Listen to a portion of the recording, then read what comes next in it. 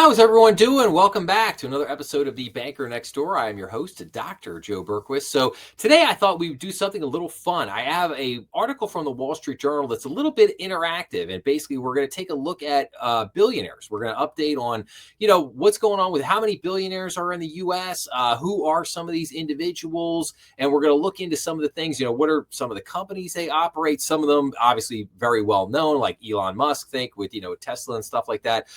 Some of them not so well known, but also we're going to take a look at, what are some of their net worths, where do they live, things like that. I think that there is a lot of great information to be gleaned by studying, the ultra wealthy, and there's different classes of wealth, right? Like you have what could be served, what could be what is classified as an ultra high net worth individual, which we described as anyone with $25 million or more in net worth. But then, you have people with hundreds of millions of dollars of wealth, but then you kind of get into the billionaire class. And now we're even getting to the point where we have different levels of billionaires. I actually did an episode not too long ago where I covered an article basically like the rise of the super billionaires, billionaires that were basically worth 50 billion or more. So we now have different classes within the billionaire class, which is kind of interesting. So but here I'm going to bring this up here so we can take a look at this. So here's a map of the United States, and a couple of things that you notice here are, where are basically the billionaires in the United States? Where are they clustered? Well, you can see here we have this big cluster up here in the Northeast, obviously around your typical cities, Boston, Philly, New York, Washington, D.C., so you have this kind of cluster in the Northeast, but you have this major cluster in Florida, huge cluster, and not just in one particular spot, but kind of all up and down the east and west coast of Florida. And then you have, a couple here in Texas. And then you've got another cluster here in California, to be expected, I think. But it's interesting to just look at these clusters of where they're at. So let's take a look at things. So billionaires are everywhere. In the U.S., they own more than 3,000 homes and other properties. Their primary businesses are in every state except Wyoming and Alaska. That's kind of interesting. Together, they're worth about $5.7 trillion, cumulated net worth of all the billionaires in the United States. $5.7 trillion. That's insane. So this article is called What We Know About America's Billionaires, 1,135 and counting. Exclusive up-close look at the richest people in the U.S., from celebrities like Taylor Swift and Elon Musk to a founder of a roofing supplier in Wisconsin.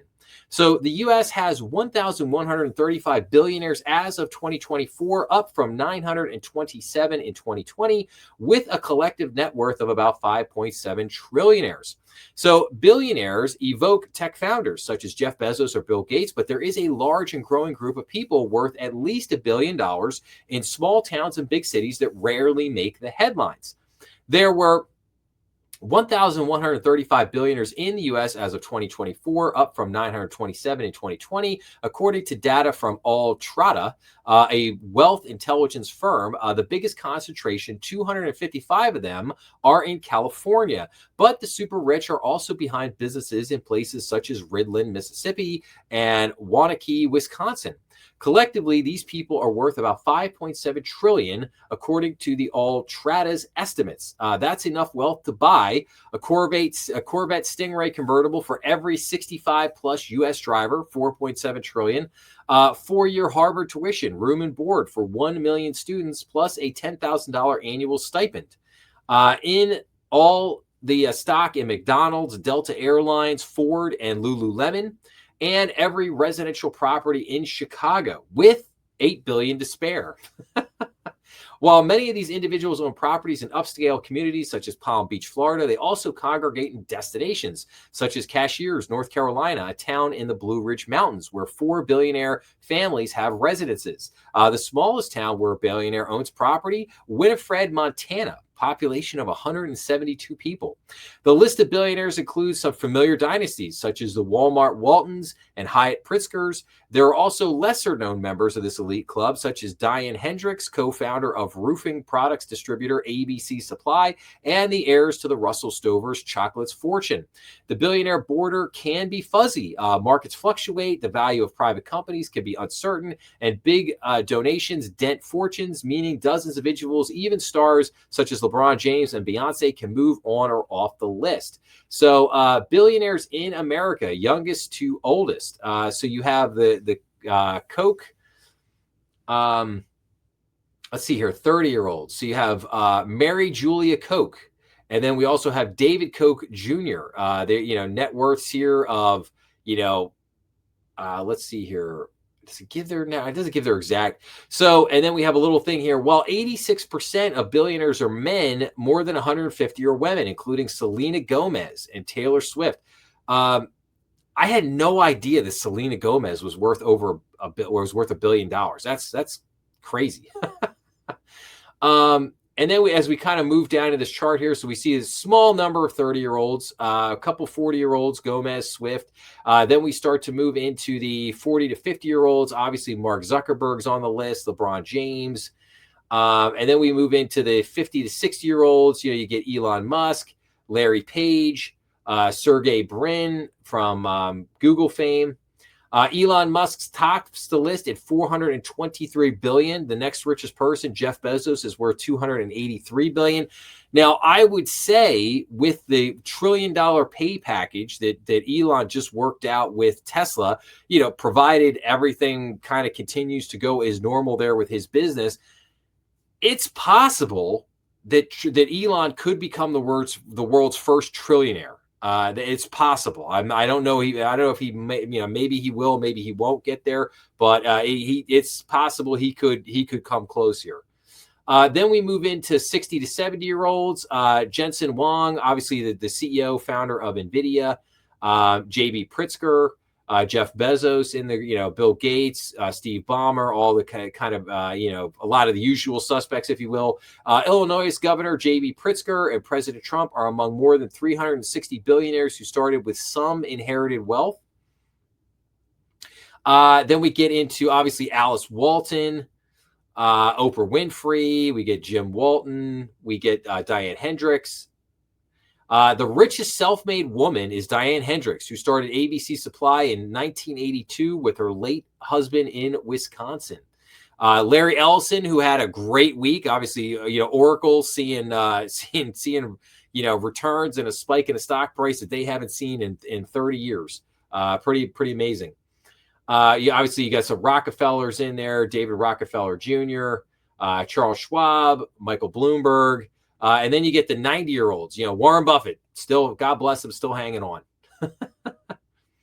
The oldest billionaire is George Joseph, who turns 104 in September. Joseph is the founder of insurer Mercury General in 1961. So very interesting there. So the 100 richest billionaires account for nearly $3.86 trillion in wealth, more than half the total. Just three men, Elon Musk, Bezos, and Mark Zuckerberg, account for almost $1 trillion of it. Despite those outsized Silicon Valley fortunes, most U.S.-based billionaires don't make their wealth in tech. About 300 came from banking and finance, compared with roughly 110 from the tech sector. Another 75 came from real estate. A third of billionaires inherited much or all of their wealth, Altrata said. There is just one Rockefeller on the list, but 50 billionaire heirs of 5 companies hold roughly $830 billion total. These individuals account for nearly 15% of all the billionaires' wealth. So yeah, a lot of billionaires, a lot of people going to be inheriting a lot of this money in the years to come. And then it gets into, kind of like net worth of billionaire families in here. The Walton family, the Mars family, Pritzker family, Koch family, Margill, McMillan. They're a fascinating family. The Margill, McMillan, basically 49 billion, 14 billionaires. They are, I believe, the wealthiest family, I think, in the U.S. Maybe the wealthiest family. Well, I guess I could say, the Waltons, have 489 billion. But the Cargill McMillan family is a very interesting billion. Obviously 14 billionaires in the family.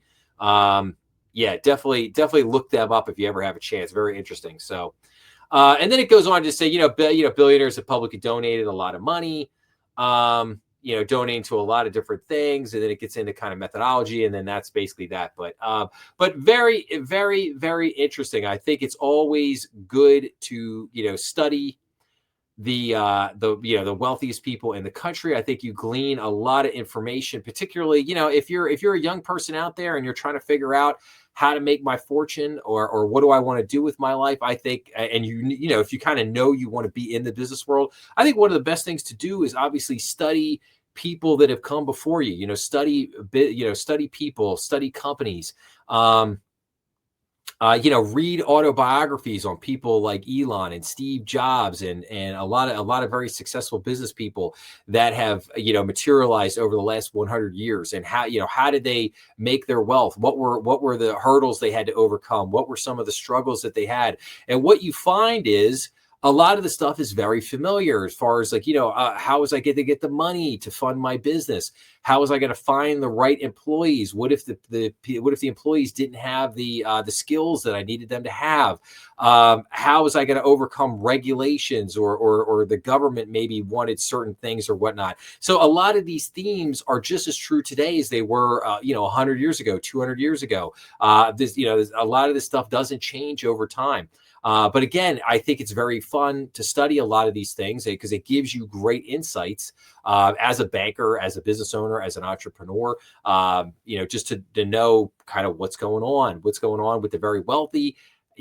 Who are they how do they make their money, where do they live, like all these things are very interesting, but can also perhaps but also potentially can help you in whatever it is your business may be and what you're trying to accomplish. If maybe you're trying to target the ultra wealthy as a customer base, you might need to know something about them. That's generally helpful. So, but anyway, that being said, I will wrap up by saying if you like this episode, please make sure to like, share, and subscribe, as that really helps the channel. Remember, we are on YouTube, Rumble, and all major podcast platforms. Please be sure to leave your comments down below, as I always like to get back to everybody. And as always, make sure to check out some of the other content on the channel. So I thank you for listening. Have a great day out there, and I will see everyone again real